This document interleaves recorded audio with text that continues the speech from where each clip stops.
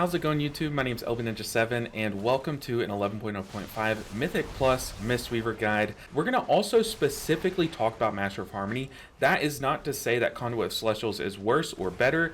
I'm only talking about Master of Harmony because I've already made a guide displaying Conduit of Celestials. They both have their strengths, they both have their weaknesses. An argument can be made for both, so that is why we're just going to talk about Master of Harmony. That way it's at least covered on this channel. Now for starters, I always like to start these guides with my stat weights. So haste is your best friend. It allows you to react faster, leads to more healing, lets you get more globals all throughout a dungeon. Haste will be your go-to secondary stat after intellect, of course. And then after that, you have pretty good secondary stat spreads, but crit gives you the most damage, the most healing. However, Verse and Mastery aren't bad. They both give you, like, Mastery gives you great healing, Verse gives you damage, gives you healing, but also has the added benefit of making you a little bit more sturdy, but crit will boost your numbers by the most. Now, moving on to the big juicy part, the talents. Now, we've gotten a lot of big new toys to play with, like Jade Empowerment, and they've changed Ancient Teachings to Jade Fire Teachings, and we've also lost Ancient Concordance and gained its power or equal power in Awakened Jade Fire. So not much has changed in our general talent tree. There will be a link down in the description below, but I do want to say that we are playing Jade Empowerment over Dance of Chi-Ji, having control over when you have this big burst damage slash healing window is very good. Now Dance of Chi-Ji also boosts your numbers by quite a bit. It gives you good healing, gives you good damage. However, you can't control when or if it procs, and it does proc often enough to where it will get good value throughout a dungeon. However, a lot of times, like, you know, damage is predictable in dungeons for the most part, so being able to react when you want to react and not sit on this buff just kind of makes the Crackling Jade Lightning Jade Empowerment a little bit better, which, by the way, it's pretty important for this guide video. If you don't have Crackling Jade Lightning keybound, go ahead and do that now. Trust me later. Now, I personally prefer to keep Soothing Mist and Peer into Peace. I think it's just so powerful, and in a lot of instances can allow me to bridge the gap between my cooldowns better without having to waste anything. It does require a lot of mana to use to bounce between targets, apply Renewing Mist before damage, then start Vivify spamming people that need healing. But the amount of times that this has saved me versus mechanics is just too many to count. Like, healing the stacked portion of the Grimbatal final boss without needing a cooldown. That way I can use my cooldowns for the next one or for the big burst damage phase. So I like it. However, if you find yourself not using Soothing Mist at all, it is 100% acceptable to drop this talent point in favor of something like Pool of Mists if you just want to cycle more Rising Sun Kicks or more Renewing Mists. And on this talent tree, there is a lot of options. They're all pretty mediocre. You can go Bounce Back for a little bit of sturdiness. I like to go Fatal Touch on weeks, especially the weeks with the Void Affix, because it's nice to Touch of Death that guy reliably. Now, before we get into the rotation, I'm not going to harp too much on the talents, but I want to talk a bit about the hero talents and about the core of this build. You have your cooldowns in Shayloons as a minor cooldown, Revival as a semi-cooldown, semi-mass dispel, and you also have your major cooldown, which is Chi-Ji on a 1-minute cooldown. So you plan around your Chi-Ji, and then you bridge the gaps of your Chi-Ji with your Revival and your Shayloons, just like we always have. But now, if you're choosing to go Master of Harmony, you no longer have Celestial Conduit to help bridge that gap between your Chi-Jis or to help supplement Shayloons' kind of weak healing to equal a big cooldown altogether, but instead we have Jade Empowerment. How this reads is after we cast Thunder Focus Tea, we're going to gain a buff. Now this buff lasts indefinitely. If you have been paying attention, you probably saw that on our screen. We've had this buff the entire time, but this buff just sits here until we press Crackling Jade Lightning, and it's going to enhance that Crackling Jade Lightning and do big damage and hit up to 4 more targets. Now, it's important to note that with Jade Empowerment, you really want to make sure that you have Jade Fire Teachings. That way it's doing a ton of healing. It boosts the healing done from our baseline, from our damage into healing. So always, if you want your Crackling Jade Lightning to be considered a cooldown, you definitely want to make sure you have this buff. And you gain this buff by either pressing Thunder Focus Tea or Jade Fire Stomp. Now, obviously, you can press Thunder Focus Tea, buff a spell, and then immediately cast Crackling Jade Lightning, and then it's going to be doing big damage, big healing.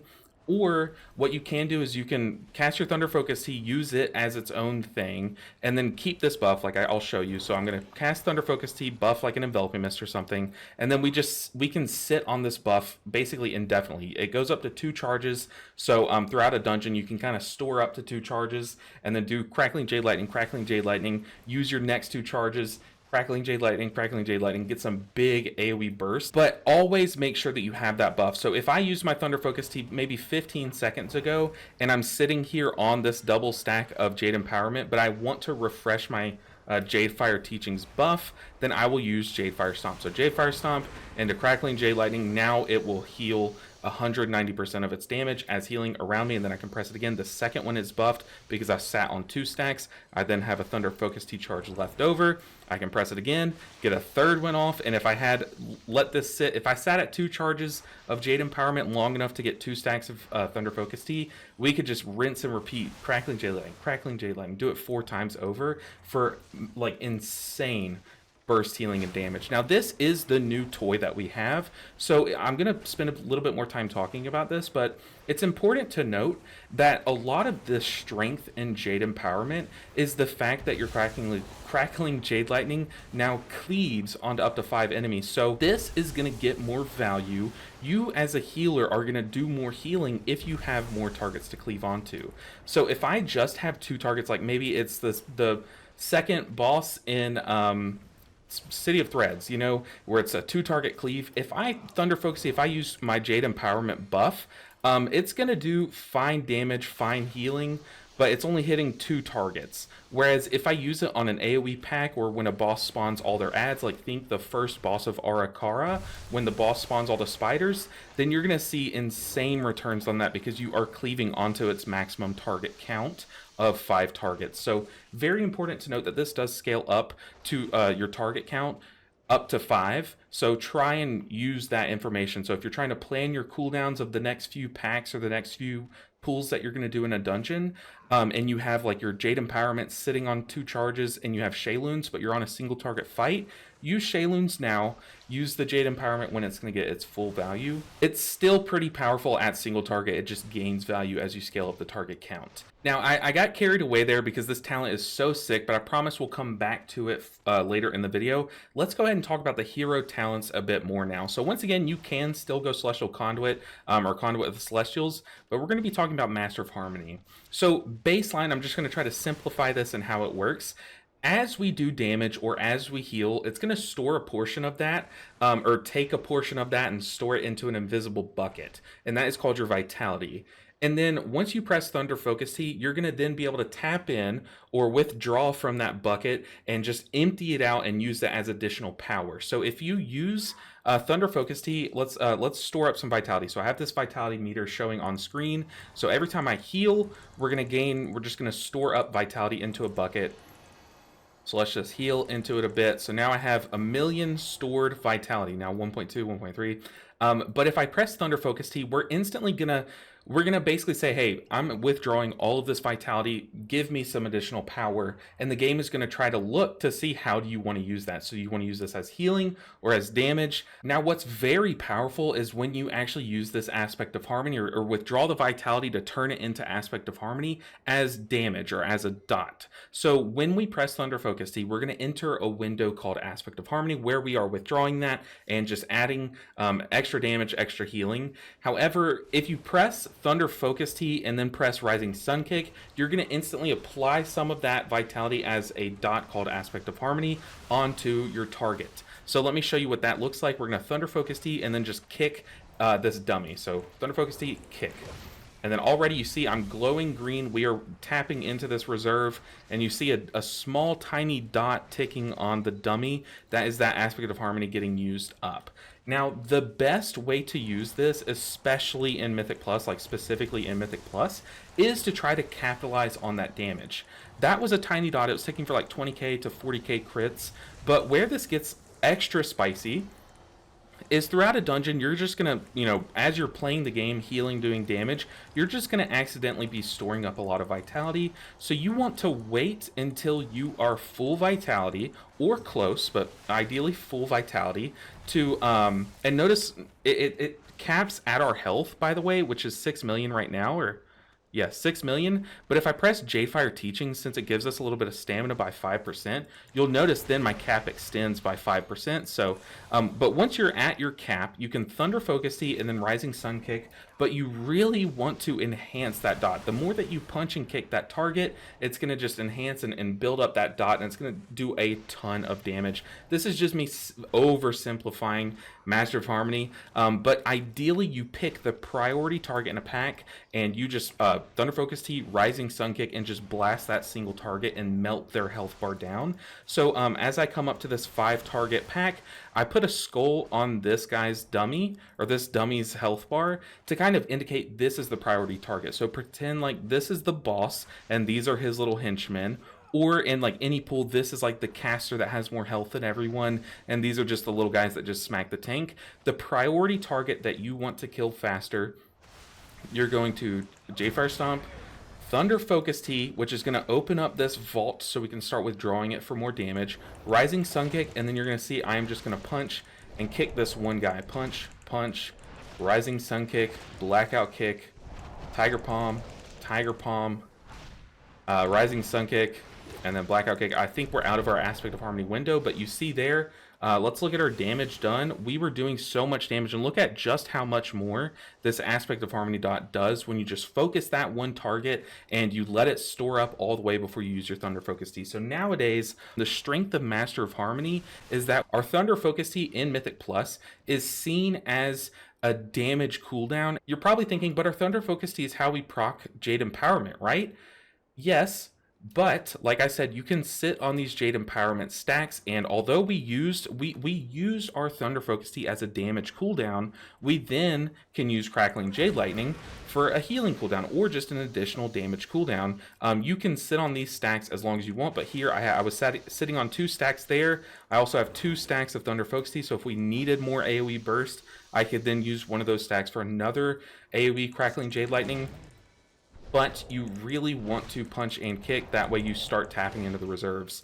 Ideally you use it on damage, but because the Aspect of Harmony on healing is just very rarely worth it, so I always try to think of it as a damage cooldown. Now, the other 2 talents that can benefit your damage that you can play around are this one, Manifestation. It just buffs your chi burst damage by 100 or by 50%, and then this, so with Overwhelming Force, your position while fighting a mob does matter, and it gives you a lot of bonus damage. So if I stand here and I'm hitting this dummy, the back right dummy, and I Tiger Palm them, I'm hitting the dummy twice, or I'm hitting the dummy and he's taking this, the big Tiger Palm damage, but also the Overwhelming Force 6000.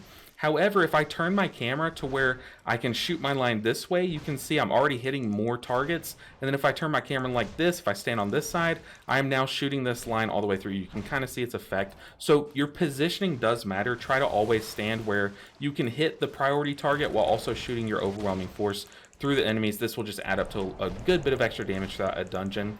Just a small tip. Now let's finally get to the rotation of Mistweaver Monk, and it starts as you're running between packs. So say that we just fought this pack here and we're running between this pack, we have some things that we can upkeep between pools to get value in the next pool. So if I use my 2 charges of Renewing Mist between pools as we run up, I've spent a global during this downtime that will benefit me through this uptime. So using your Renewing Mist charges is always good, but also drinking your Mana Tea. As you fight, as you spend your mana, you're going to gain stacks of Mana Tea. See here I have 16, or up here I have 16. So drinking my Mana Tea will help me keep my mana bar full, and that is a benefit that us Mistweavers have over all other healers, where we can eat food or drink Mana Tea between pools while moving, while in combat. So make sure you are staying on top of that. Just don't run out of mana as a Mistweaver. It's very embarrassing. And then the final thing that I like to do between pools is, if I have time, I will shoot the Chi Burst. This is kind of one of the only 2 times I press Chi Burst, but it does pretty solid damage. It tags all the enemies at the start of combat, putting our Monk debuff, our Mystic Touch, on these enemies, and it does pretty solid damage nowadays with the Manifestation buff. The only other time that I press Chi Burst is if I'm on my Jade Jade Fire Stomp and we're about to like move, say, to this pack, but my Jade Fire Stomp is still on cooldown and I really need that reset, I'll shoot my Chi Burst as far as I can through as many allies and enemies as I can, because it just has it flips that coin percent chance to reset our Jade Fire Stomp for every target that it passes through. And finally, that's our kind of build-up rotation between packs. What is our rotation as a Mistweaver during the packs? So as a Mistweaver, you do most of your healing, or a giant chunk of your healing outside of your cooldowns, by doing damage. So as we punch with Tiger Palm or kick with Rising Sun Kick or Blackout Kick, a portion of that healing or damage is going to be transferred to our allies as healing. This is a great way to kind of maintain health bars. As tiny amounts of damage spill into your party's health bars, that damage that you're doing is just going to help keep them topped up to high amounts. That way when big bursts happen, you aren't behind, you won't fall behind. So that is primarily what our rotation is. We're going to maximize how many Rising Sun Kicks we can get, because there's just so much value in Rising Sun Kick, while also doing giant cleaving damage with these Blackout Kicks, cleaving while we're standing on our Jade Fire Stomp. So rule number one is to maintain your Jade Fire Stomp so that you always have Awakened Jade Fire buffs and you always have Jade Fire teachings. So Jade Fire Stomp, and then from there we're gonna Rising Sun Kick if it's on cooldown or off cooldown, Tiger Palm, Blackout Kick, Rising Sun Kick, Tiger Palm, Blackout Kick. And you see just how many times those Blackout Kicks are hitting, because it cleaves on 3 targets and we're stacking it up with those 2 Tiger Palms. So Tiger Palm, well, Rising Sun Kick, Blackout Kick. And then you see there, every time we Blackout Kick, we have a really solid chance to reset our Rising Sun Kick's cooldown. Tiger Palm, Blackout Kick. And you see there, my Jade Fire teachings fell off, so we're going to refresh it. And that is our base rotation. However, this alone isn't enough to just heal a whole dungeon. You're going to have to use these Vivacious Vivification procs, which is this talent right here.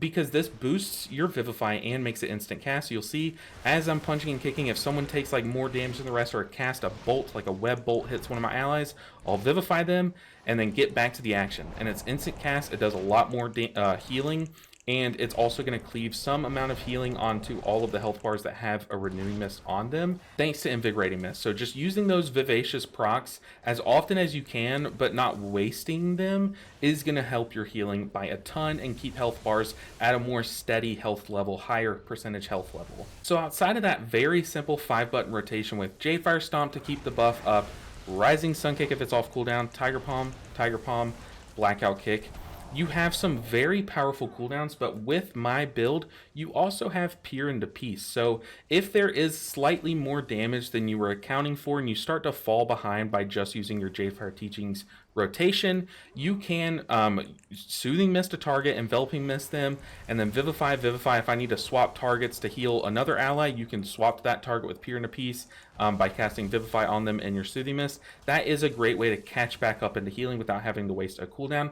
Or Soothing Misting one target is a great way to do massive single target healing. So if I am the tank and I'm taking huge pounds of damage and I, the healer, need to start healing the tank, Soothing Mist in the tank is the best way. And finally, our cooldowns. Now, our first cooldown that I'm going to talk about is Life Cocoon. I did opt to take Calming Coalescence so that the shield that you put on someone is bigger, but Life Cocoon is exactly that. It's just a giant shield that you put on an ally. Can I put it on this dummy? Yes, I can. You saw there, 5 million shield, kind of crazy. But this is a very powerful button. It can save one of your DPS that takes more damage than they thought they would. It can be used before damage, since it's a shield, to kind of act as a semi-external by just absorbing some of the damage that someone's going to take. You can also put it on a tank before a big pull if you see that they're low on cooldowns. So definitely don't just waste your Life Cocoon, and try not to sit on that cooldown as much as you can. But as for AoE cooldowns, we have Sheilun's Gift, which as you're in combat, you're going to be storing up stacks. See here, I have 0 stacks, but if we start getting in combat, we're going to just slowly start accumulating stacks of Sheilun's Gift. And then if we cast Sheilun's, we're going to absorb or use all of those stacks to do a big AoE burst heal on 5 allies. And this scales up with the amount of stacks that you have. So you ideally want to use this at like 8 to 10 stacks, However, if you need to use it at like 7 or 6, it's not horrible. It's just probably more worth your time, or probably more efficient to let it stack up more. But try not to sit at 10 stacks too often, because yes, this is an AoE healing cooldown, but it's not it's not your most powerful one. So you can use it rotationally to kind of help maintain high health bars in bigger pools. So Shayloon's gift looks like this. It heals 5 allies for a good chunk, and it scales up with the amount of stacks. After that, we have Revival, which is an instant button that you can press. This is kind of like my panic button, or I try to plan it for pools where I can also gain value from its dispel effect. So imagine you're in the first pool of Necrotic Wake, and that big like burp goes off that just puts that giant, I think, disease on all of your allies, and it does big damage. That's a good time to press Revival. And this cooldown is what I personally use to kind of map out how I'm gonna approach certain packs and certain pools. So if I'm coming up to a big pool and then a small pool, I'm gonna use Chi-Ji on the big pool. This is my #1 massive AoE throughput cooldown. And then for the small pool, I can use like just Peer into Peace spam, or Shayloon's, or maybe even like Revival. But Chi-Ji is the juiciest thing, and it's on a 1-minute cooldown. So do not be afraid to commit this more often rather than sitting on this cooldown. It's very powerful, and you want this on cooldown. You want to use this as often as possible. However, it's not just you press it and you get healing like Revival is, or like Shayloon's is. It has a lot more nuance, and I've even made a 35-minute long video on just this spell in particular. But to put it simply, every time you kick something, so every time that you connect with a blackout kick, or you hit a target with a rising sun kick, or a spinning crank kick, you press spinning crank kick, you're going to kick up 2 Gust of Mist, or 2 mastery procs that are going to heal your allies. So this means that if you can stack up your blackout kick, so Tiger Palm, now we're at 4 stacks. If we can blackout kick with 4 stacks, that's a lot of blackout kick connections. So you can just kick up so many mastery procs in a giant burst with your blackout kick. But on top of that, every time that you connect with a kick, you're also going to gain a stack of Chi-Ji. That's how I call it. It's just the easiest way to think about it. But you can stack Chi-Ji up to 3 times, and these stacks reduce the cast time and cost of your Enveloping Mist. You see Enveloping Mist has a long cast time, but if we can get 3 stacks of Chi-Ji, this will be instant cast. So I'm going to pop Chi-Ji. I'm going to hit 3 targets with Blackout Kick. So I'm just going to be cleaving a Blackout Kick like this. So Blackout Kick, and then Enveloping Mist. Blackout Kick, Enveloping Mist. You see here how slow this is outside of Chi-Ji? Well, now let's pop Chi-Ji. So Chi-Ji, well, there's a slow Enveloping Mist, but then Enveloping Mist, Blackout Kick, Enveloping Mist, Blackout Kick, Enveloping Mist. So that is just one way to think about it, is you can use the fact that Blackout Kick cleaves to just quickly stack this up and spread your whole party with Enveloping Mists.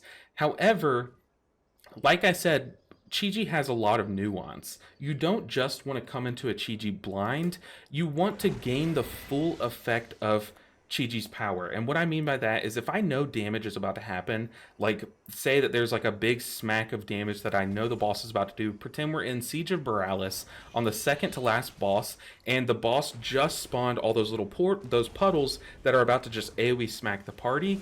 Then I, as the healer, I'm planning I'm going to Chi-Ji ahead of time. What I'm going to do is I'm going to first Jade Fire Stomp.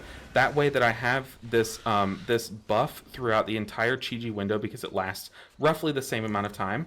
I'm going to Tiger Palm once, Tiger Palm twice, and then right before that damage hits, I'm going to pop Chi-Ji, and then this way my first global while in Chi-Ji can be a Blackout Kick. That's just going to unleash a flurry of mastery procs. So Tiger Palm, Blackout Kick, Tiger Palm, Blackout Kick. So yeah, the #1 rule with Chi-Ji is you want to make sure and Jade Fire Stomp, Tiger Palm before you press Chi-Ji. That way you're not wasting time while in Chi-Ji doing any of those things. And the really cool thing about Chi-Ji is that it's also pretty modal. So if I always do that. I always Tiger Palm, press Chi-Ji, then Blackout Kick.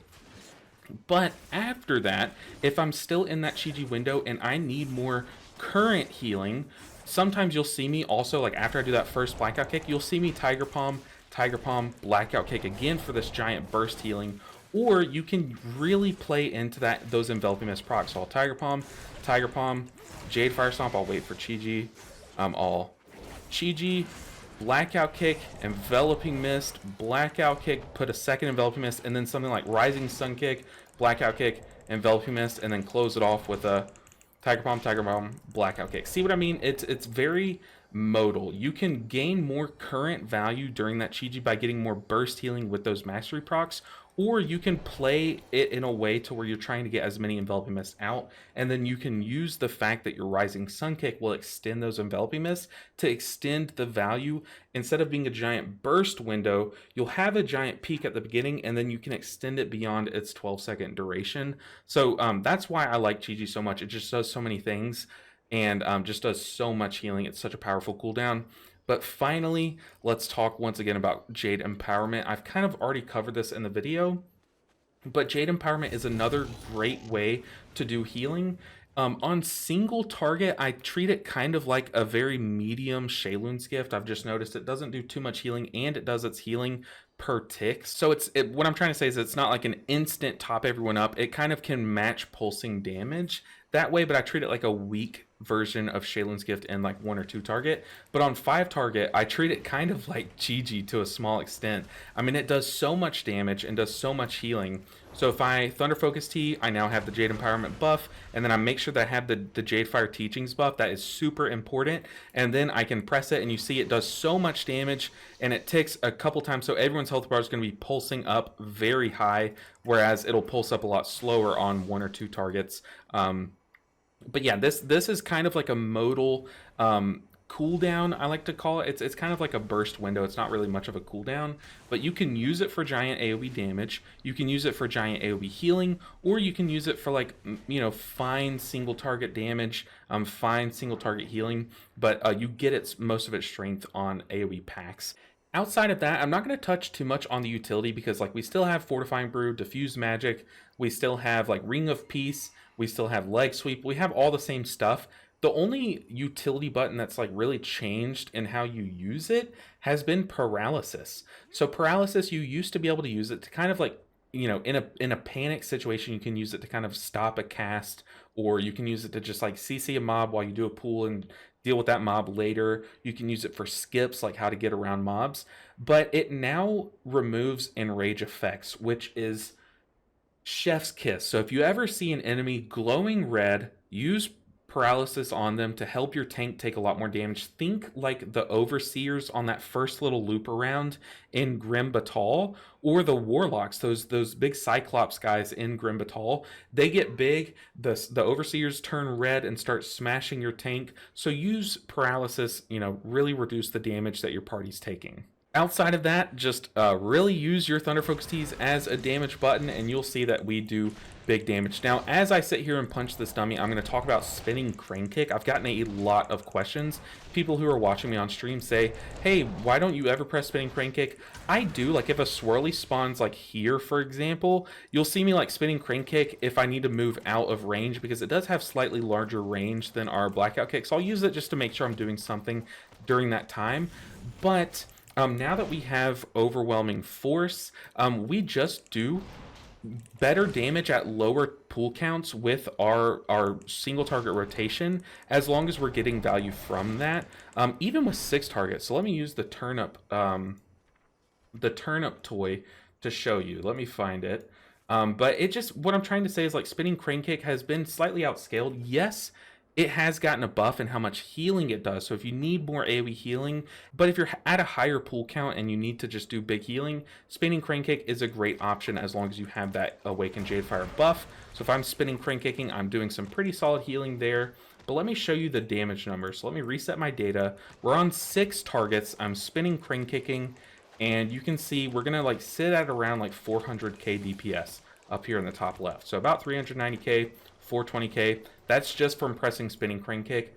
But what if we just do our single target rotation? So I'm going to hit this first, the punching bag. I'm going to Tiger Palm, Rising Sun Kick, Blackout Kick, Rising Sun Kick, Tiger Palm, Blackout Kick. You see there, I'm already a lot higher in damage, right about 560k. So my general rule with Spinning Crane Kick is use it when like I have to move out of range and like just need to tag the enemies or something. Or if the pool count, I know this is too simple, it's like super simple, but if the pool count gets too high to where I don't want to count it, then you'll see me swap to spinning crank kick sometimes. And the reason why I say that is because when the threshold to swap from your single target rotation is 5, I can sit here and be like, okay, I see that this is more than 5 targets, I'm going to spinning crane kick. But nowadays, it's no longer the case. It's even higher than 6. I'm pretty sure it's even higher than 7 or even 8 at this point. It might be sitting around 8. But at that point, I don't want to sit here and count how many enemies I'm hitting. I'll kind of just look at a pack and be like, okay, that's a lot of enemies. Like if I come up to this pack, I'll be like, okay, sure, I can spinning crank kick here because that's clearly more than like 8 or more than I want to count. But for the most part, like there are very few pools in this dungeon pool where you'll reach a pool count high enough to where spinning crane kick is absolutely the number one rotation that you should be doing. So for the most part, that's why you see me not pressing spinning crane kick as much. But there you guys go. That has been a guide. I tried to touch on everything in an efficient manner. But if you have any questions, feel free to ask me down in the comments below. And if you need further assistance, I have a Discord community that we always answer a lot of questions, and there are a lot of new players as well as experienced players who are always answering and responding to questions. So join my Discord community down below. But guys, thank you so much for the support on this channel, especially while I'm on vacation. It is a stressful time as a content creator because you can't like monitor your videos as well, but thank you so much for all the support. Make sure that you hit the like button on your way out and subscribe if you are not already subscribed, and let me know how excited you are to play with the new Crackling Jade Lightning buffs. My name is Ninja7. Once again, I'll see you guys in the next video. Until then, take care.